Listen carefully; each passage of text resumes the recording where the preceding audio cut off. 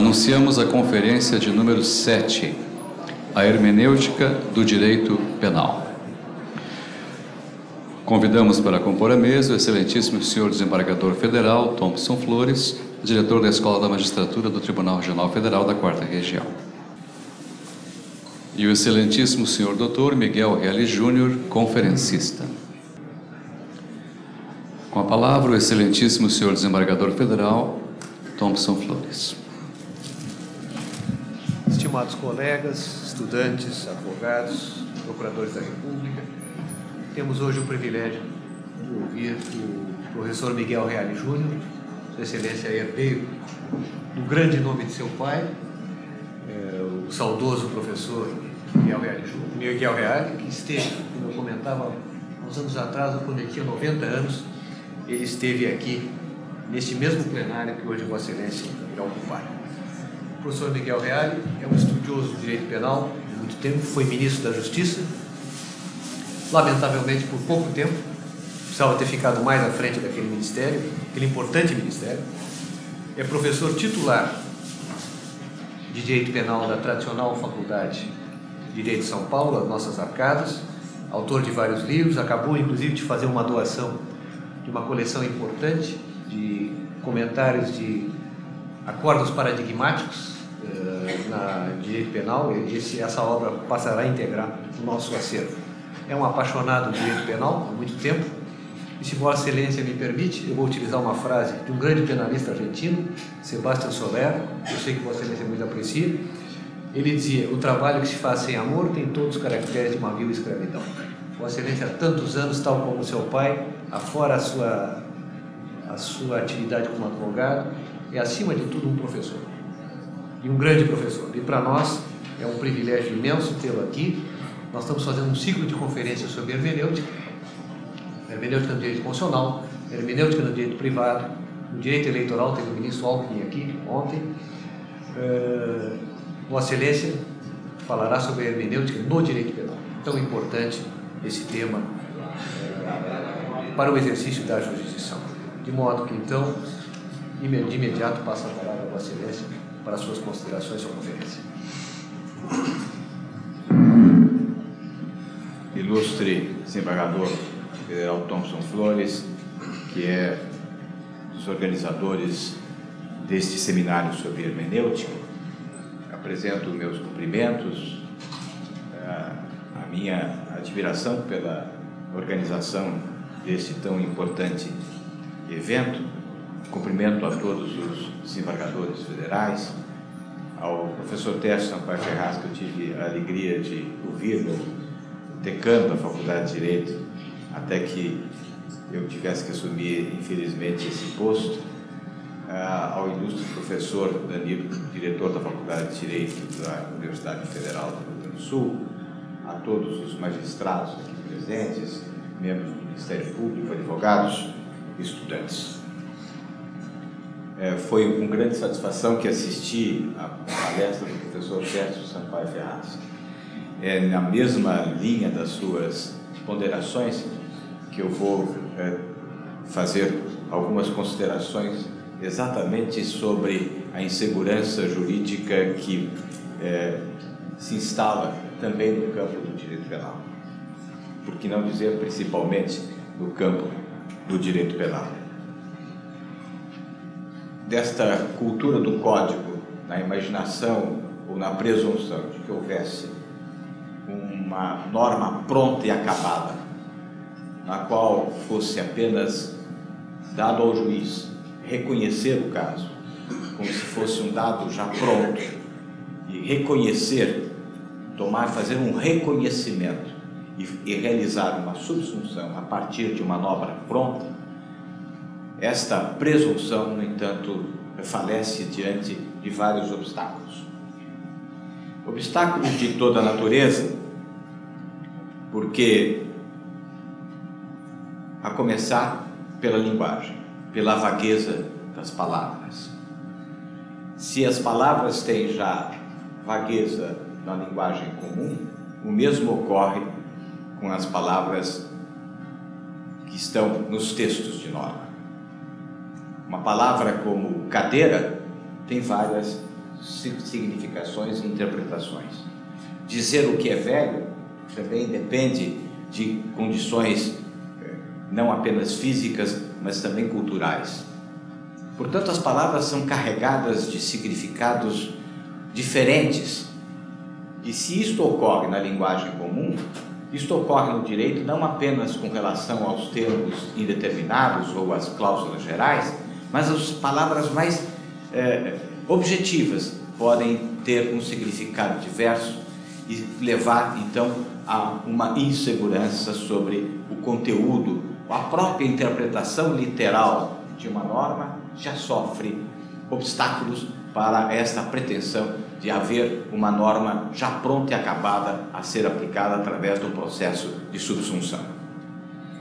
Pois bem, na verdade, eu vou fazer uma exposição mostrando como é a importância do fato concreto. Como é do fato concreto que surge, na verdade, a decisão. A decisão não surge do direito, a decisão surge do confronto que se vai realizar entre o fato concreto e a norma e o ordenamento, e também com relação a valores pré-dogmáticos que influenciaram a formação da norma e que influenciam também a compreensão do direito naquele determinado momento histórico-cultural. Assim, a primeira grande questão que se põe diz respeito às indagações que o juiz vai fazer, seja com relação à questão de fato, seja com relação às questões de direito. Haverá a necessidade de uma justificação interna em que o juiz vai escolher as suas premissas.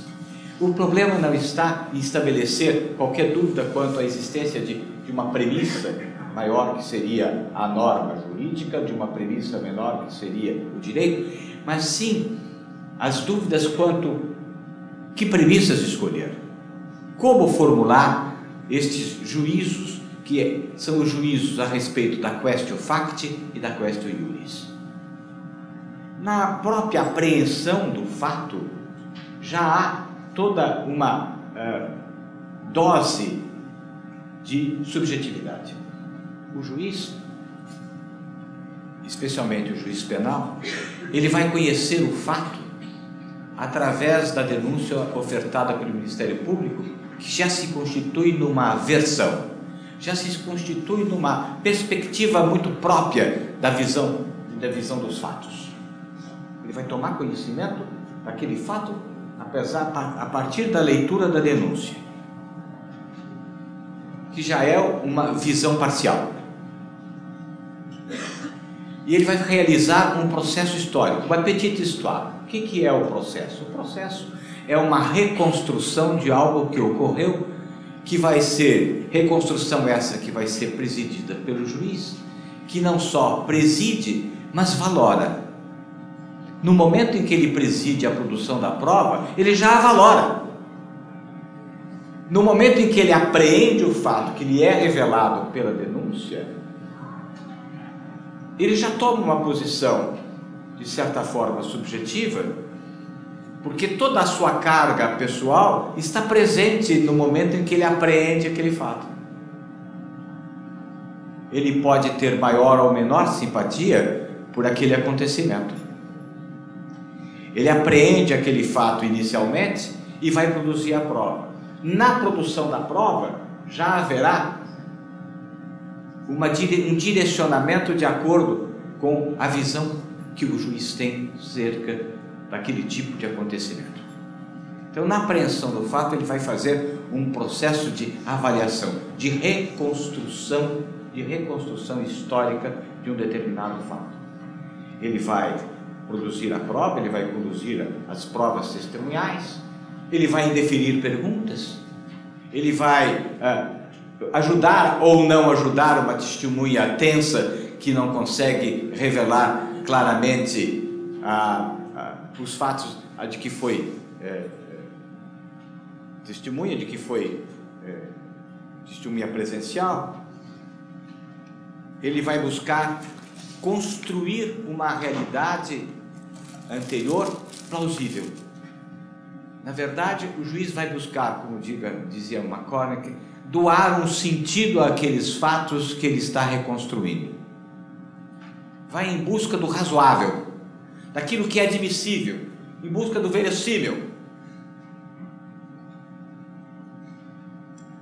E ao buscar o verossímil, ele não vai deixar de dar, naquele momento, alguma contribuição de cunho pessoal.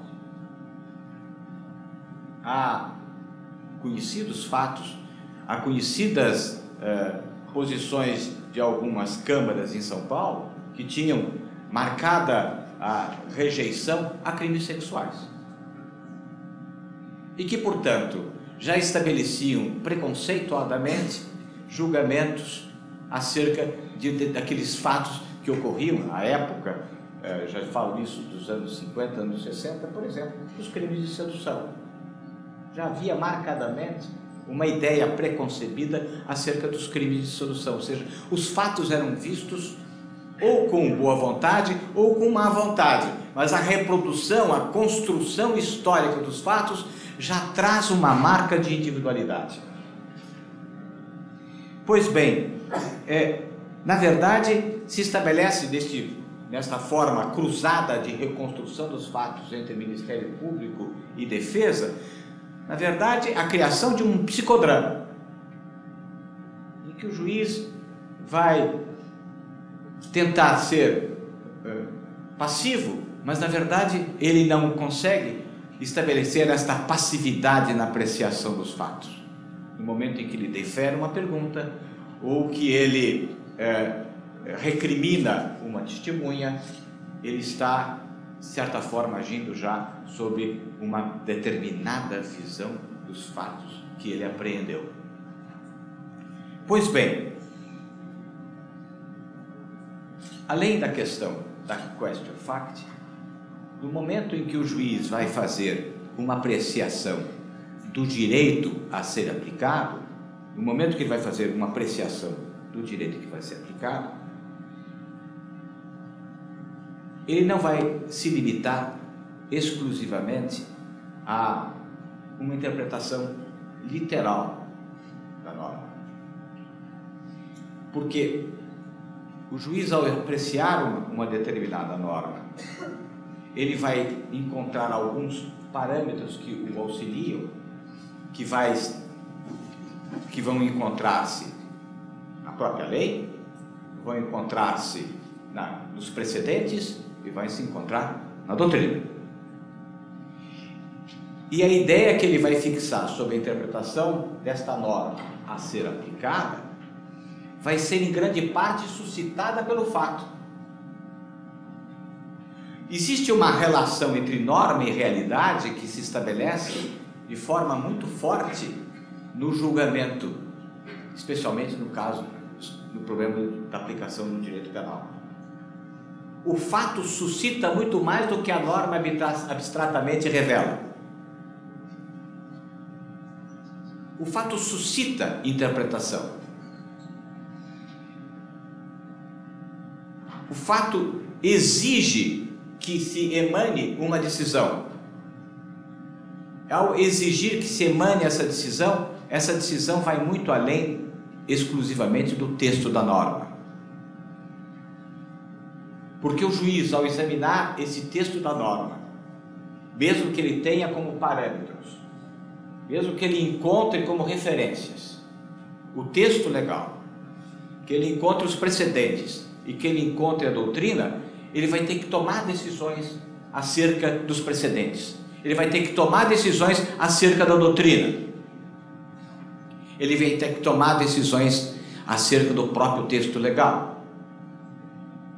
O juiz vai obrigatoriamente ter que fazer referência a aspectos pré-dogmáticos que conduziram ao processo de elaboração do legislador. O juiz não faz um caminho inverso do legislador, como Rotondi pretendia dizer, dizendo que o juiz toma como ponto de partida a obra do legislador. Não, não é um caminho inverso do legislador, é um caminho avante do legislador. Ele toma o texto de lei e ele vai fazer uma análise, e deve fazer esta análise, do texto de lei, tendo como referência os pressupostos que levaram à sua edição, o conjunto normativo em que se integra esta norma e, fundamentalmente, dentro de um aspecto teleológico, qual é a motivação que levou o legislador a editar esse texto de lei, ou seja, uma perspectiva teleológica do encontro do bem jurídico. Portanto, ele vai estar também fazendo uma apreciação acerca da interpretação sistemática que está ligada à interpretação teleológica. Ele está examinando quais foram os fatores pré-dogmáticos determinantes das valorações indicativas da produção legislativa. Ele vai estar fazendo referência a uma compreensão desta norma do conjunto normativo que ela integra, não só do conjunto específico do direito penal, mas com relação ao conjunto do ordenamento, à Constituição e aos valores e princípios fundamentais. Ele vai estar tendo que enfrentar os precedentes para se acomodar ou não se acomodar a uma determinada linha de orientação prevalecente a respeito daquela matéria, e se ele, sem comodismo, se colocar contra a orientação, ele vai ter que justificar por que ele se coloca contra aquela orientação. Ele vai ter que fazer referência à doutrina, porque quando o juiz faz referência à coautoria, ele tem que ter uma concepção de coautoria. Ele tem que ter uma concepção do que é o domínio do fato, o que é cumplicidade. Ele vai ter que especificar o que para ele significa coautoria, e depois tem que identificar que o que para ele consiste de coautoria, ele encontra presente no fato concreto, ou não encontra presente no fato concreto a coautoria de acordo com a concepção que ele adota. Portanto, ele tem que fazer todo um trabalho de construção. A interpretação não é um trabalho de reconhecimento, mas é um trabalho de construção. Como diz Friedrich Schiller, é um trabalho estruturante. Não é um mero reconhecimento, mas é um trabalho de constituição. É constitutivo do direito. O direito é o que a interpretação for. O direito está presente na decisão. O direito não está presente nos manuais. Aliás, os manuais pululam por esse país afora. Cada professor que dá uma aula já se avora na condição de produzir um manual.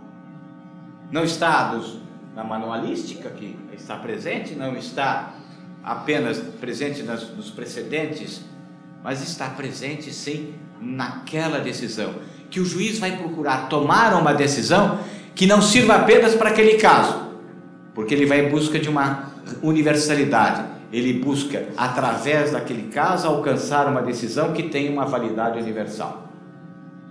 Mas, no fundo, o que provoca efetivamente essa decisão é o fato concreto que está sob julgamento, é o fato que está sendo suscitado, é o fato que está sendo provocado, é o fato que está provocando a emissão de uma decisão. Pois bem, o juiz vai estar envolto também dentro de um círculo hermenêutico, de um horizonte hermenêutico, como dizia Gadamer. Ou seja, ele não é um ser que atua passivamente, mas ele está colocado dentro de uma situação histórico-cultural. Há valores que foram estabelecidos previamente à elaboração legislativa, há valores que condicionaram a produção da jurisprudência, há valores que estão atuando naquele instante para a produção de uma solução do conflito, há valores que estão ali presentes ou dúvidas, inseguranças, incertezas próprios daquele instante, daquele local, que estão condicionando determinadas decisões de cunho dogmático. Como, por exemplo, vou lembrar aqui, sempre prevaleceu no direito brasileiro a ideia de que o crime continuado fosse a realização de atos que se assemelhavam por requisitos de ordem objetiva, de lugar, tempo e forma de execução. Nós tentamos, na reforma de 1984, minimizar o benefício do crime continuado para a profissionalização, para impedir que a profissionalização do crime fosse adotado como crime continuado. Mas não foi o suficiente. Diante do crescimento da criminalidade violenta, começou a surgir em alguns tribunais a adoção de uma teoria com relação ao crime continuado que voltava a uma ideia que estava presente em Aníbal Bruno e em Basílio Garcia isoladamente, de que o crime continuado exigia para a sua configuração a unidade de desígnio. Ou seja, só haveria crime continuado se o agente, antes da prática da continuação delituosa, tivesse arquitetado e planejado a prática dos diversos delitos, quando na verdade o crime continuado significa que a prática de um delito facilita a prática do segundo pelo sucesso ocorrido do primeiro, que leva ao segundo, o segundo leva ao terceiro, o terceiro leva ao quarto, e são fatos que podem ser considerados ficticiamente como uma unidade, tendo em vista a ocorrência de uma similaridade objetiva de tempo, espaço, forma de execução.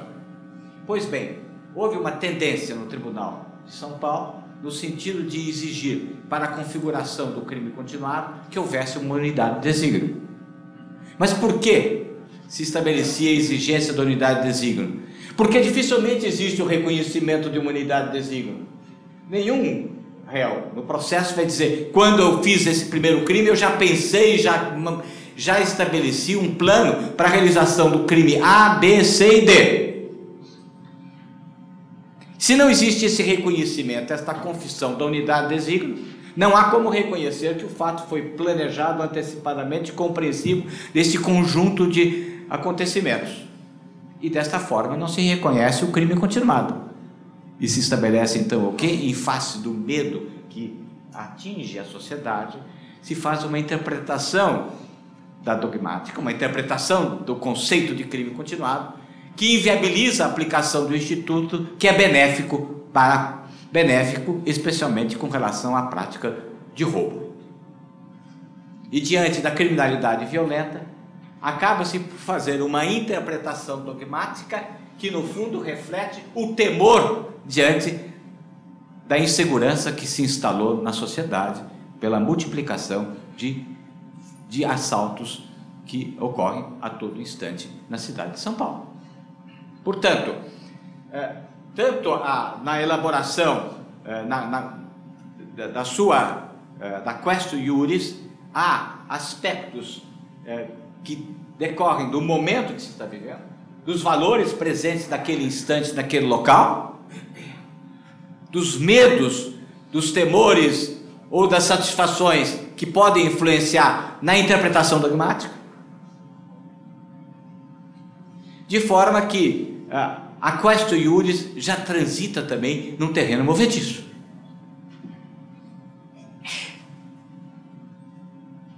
Além, esta questão, sem dúvida nenhuma, leva à ideia de que o juiz realiza um papel de mediação. O juiz realiza um papel de mediação.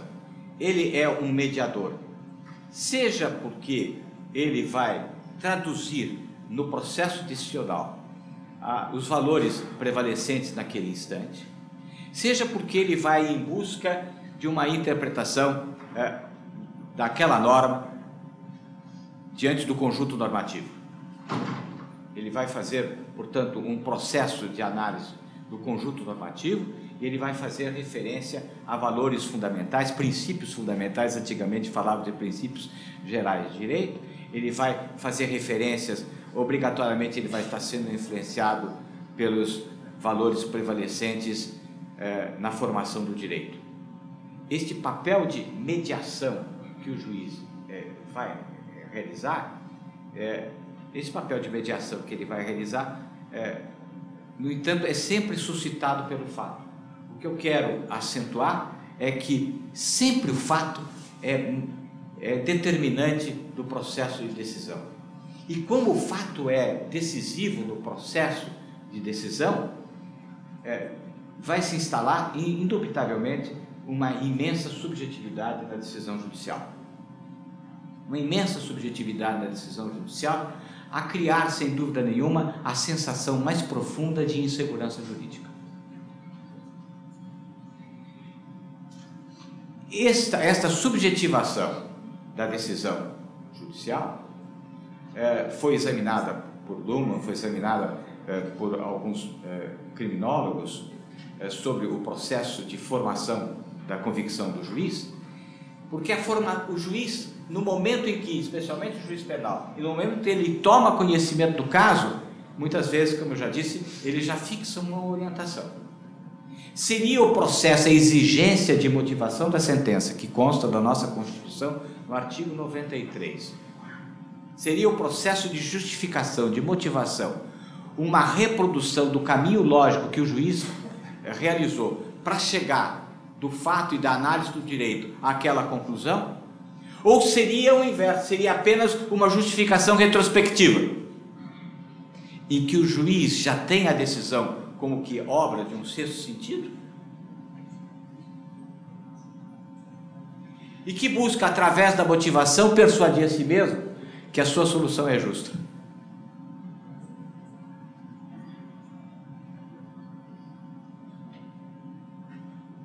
Ou seja, a motivação não é a reconstrução do caminho que foi feito, mas é a construção de um caminho justificador da decisão já tomada anteriormente.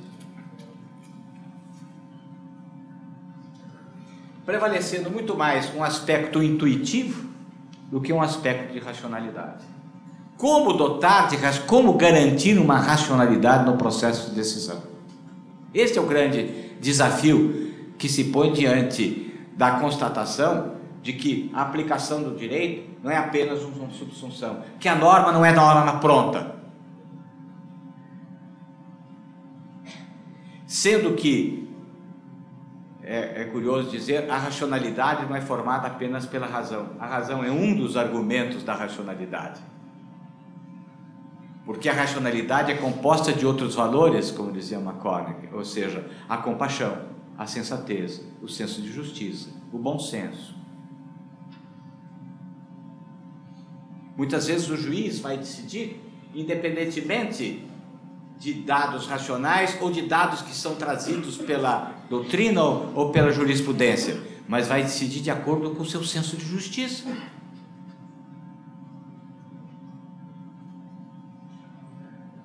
E se o direito é o que a interpretação for, e a interpretação sempre é nesta relação bastante conflituosa entre norma e realidade, o que nós vamos ter é um direito que não apresenta segurança.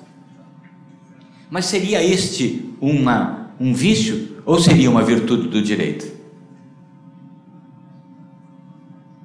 Vou lembrar aqui mais um exemplo neste livro que eu trouxe para o tribunal, nesta coletânea sobre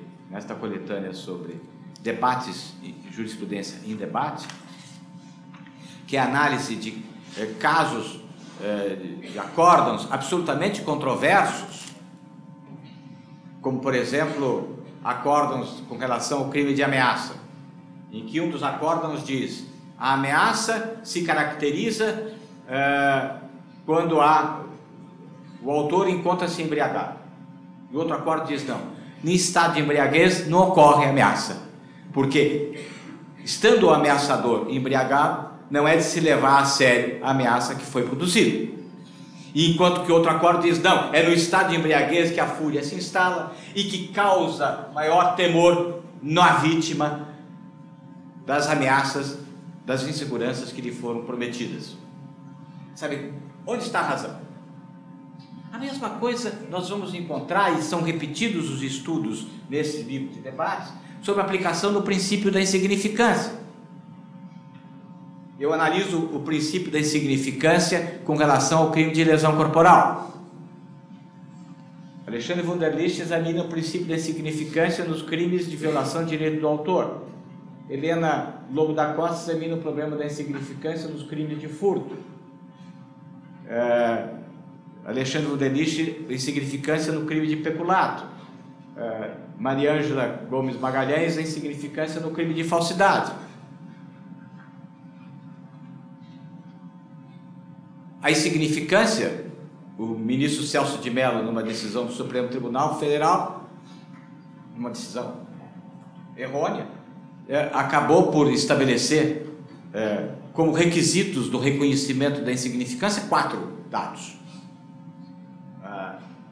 A pequena ofensividade, a nenhuma lesividade, que é a mesma coisa, a nenhuma periculosidade social do ato e a reduzidíssima reprovação. Ou seja, esses elementos não têm nada a ver, efetivamente, para serem elencados como cumulativos.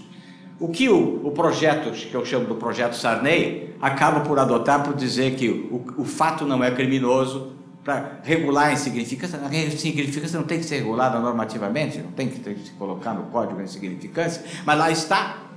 Infelizmente, essa comissão pouco ilustrada acabou por produzir esse projeto que nos assusta, não é?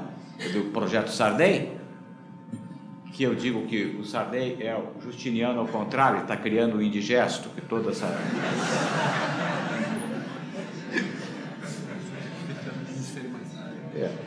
E estabelece lá como critérios para a configuração da insignificância a nenhuma ofensividade, a nenhuma lesividade, baixa, reduzidíssima reprovabilidade, nenhuma periculosidade social.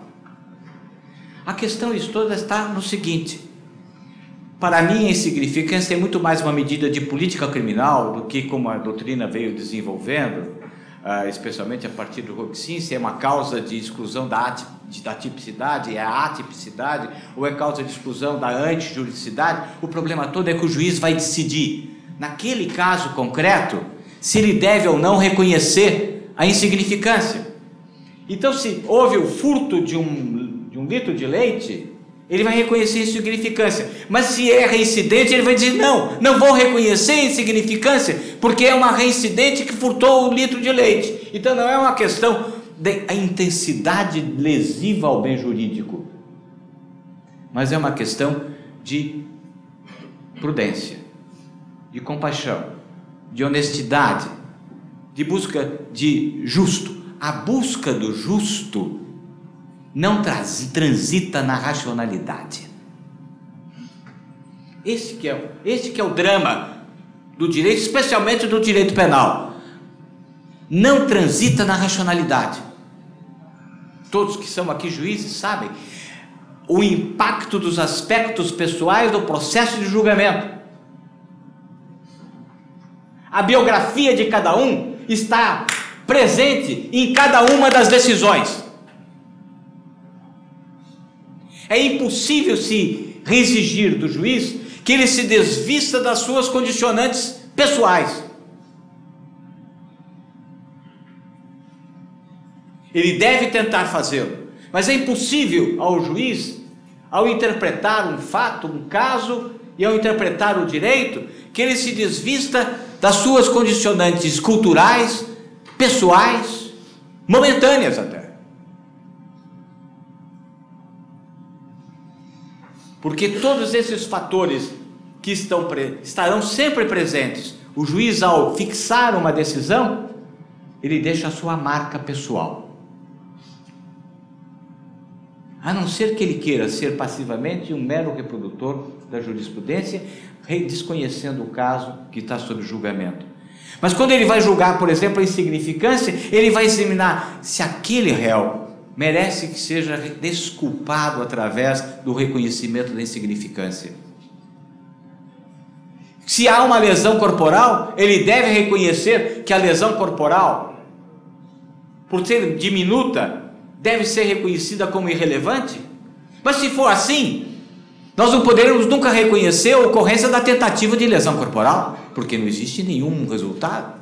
Ou uma tentativa de homicídio branca.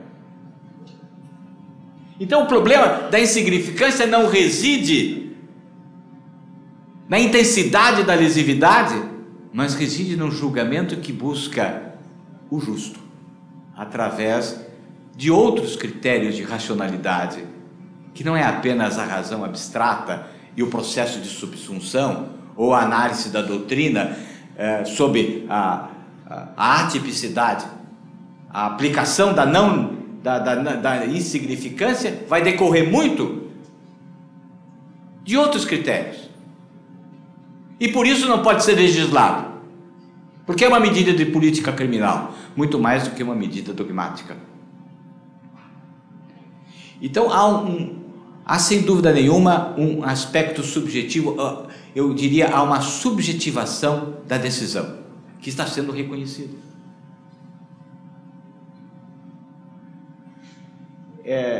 Há estudos curiosos sobre como o juiz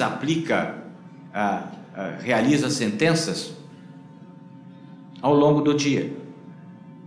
Há estudos demonstrativos de que o juiz sentencia na exaustão, no final de tarde, ele é mais rigoroso.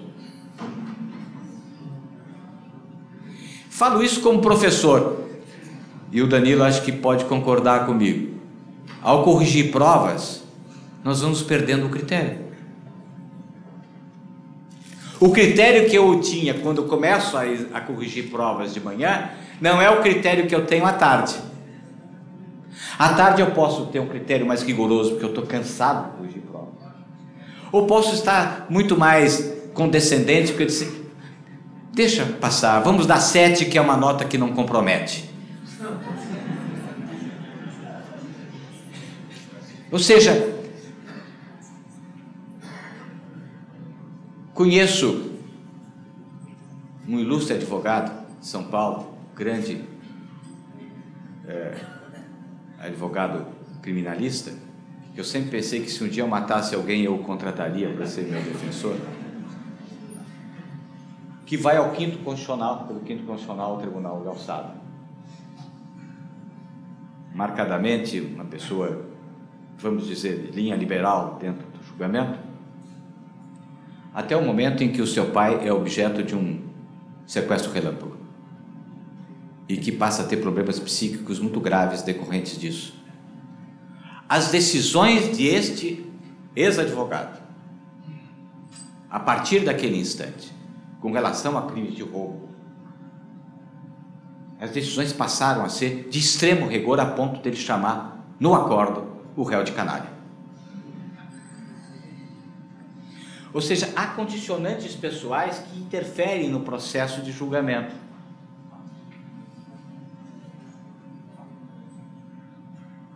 Isto eu lhes falo porque percebo que a maior de todas as virtudes que o magistrado deve ter é a humildade. Esta é uma virtude que não é fácil de se ter. Primeiro porque se passou num concurso, se assumiu uma posição de relevo, se é dono do processo, se comanda o cartório, se preside a audiência, se interfere ou indefere perguntas a juízes que não recebem advogados, a presidentes do Supremo que não recebem advogados.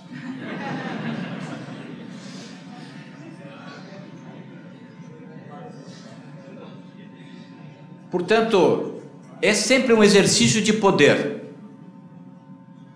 Só que esse poder está sujeito às contingências humanas. O juiz não é uma instituição, ele é um ser humano decidindo sobre outros seres humanos.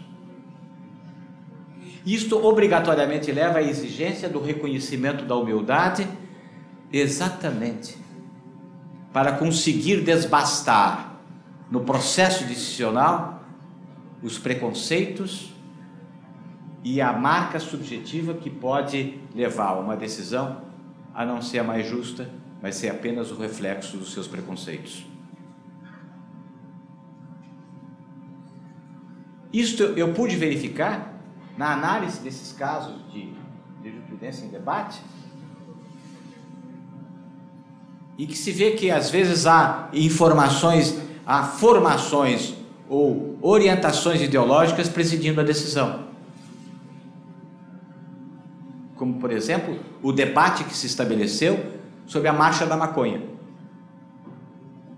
com várias decisões em diversos tribunais, indeferindo mandados de segurança requeridos pelas instituições que promoviam as marchas da maconha, considerando de antemão que isso constituiria incitamento ao crime. E a decisão do Supremo Tribunal Federal, que vem a entender que é uma livre manifestação da vontade, porque é uma manifestação em abstrato contra uma determinada norma, em favor da revogação da inclusão da maconha como substância estupefaciente.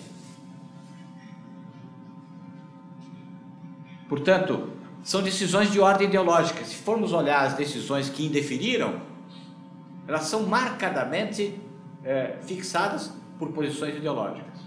De outro lado, a decisão do Supremo Tribunal Federal realça, faz prevalecer a garantia da manifestação de pensamento, independentemente de se ter qualquer julgamento sobre o tipo de pensamento que se quer manifestar. Portanto, o que eu venho trazer muito mais, além do tércio, uma sensação imensa de insegurança. Cabe perguntar, esta sensação de insegurança é um demérito do direito ou é uma virtude do direito? Eu acho que essa sensação de insegurança é a grandeza do direito.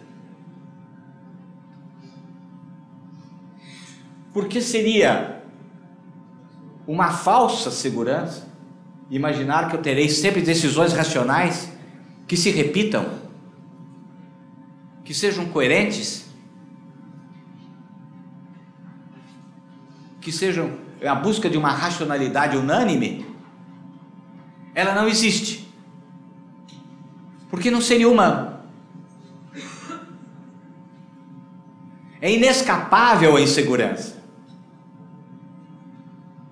Exatamente porque a grandeza do direito se faz não apenas através de uma busca rígida de racionalidade, mas através de outras virtudes que se acrescentam à racionalidade, que é a busca do justo, é a compaixão, é a honestidade, é a prudência.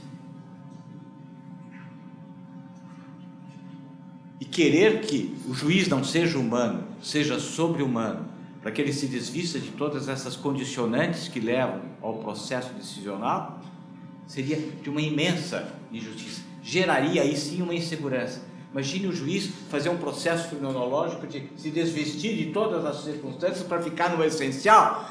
Ele não seria humano.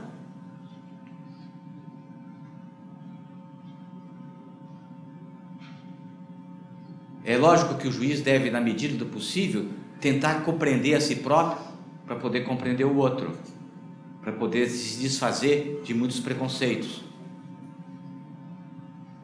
Mas a grandeza do direito, infelizmente, está na sua insegurança e na sua incerteza.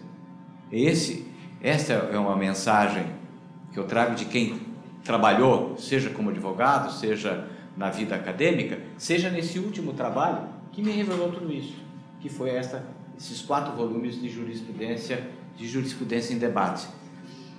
O direito é um composício de razão e subjetividade. A razão e a subjetividade se combinando, se mesclando. Não existe a prevalência da razão ou da subjetividade. Ambas estão presentes no processo decisional, o que para nós é uma grande vanglória, saber que a justiça é humana. Muito obrigado.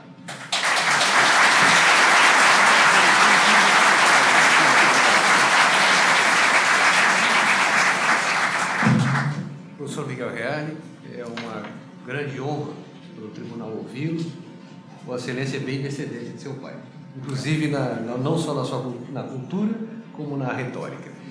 E tenho certeza que contaremos com a colaboração em eventos próximos. A obra que Vossa Excelência acabou de doar à nossa biblioteca passará a integrar o nosso acervo e será de grande valia na consulta. Se Vossa Excelência me permite, em nome da escola, gostaria de ofertar uma pequena lembrança, um marco da sua passagem, a sua significativa passagem nesse ciclo de conferência. Muito obrigado e até breve.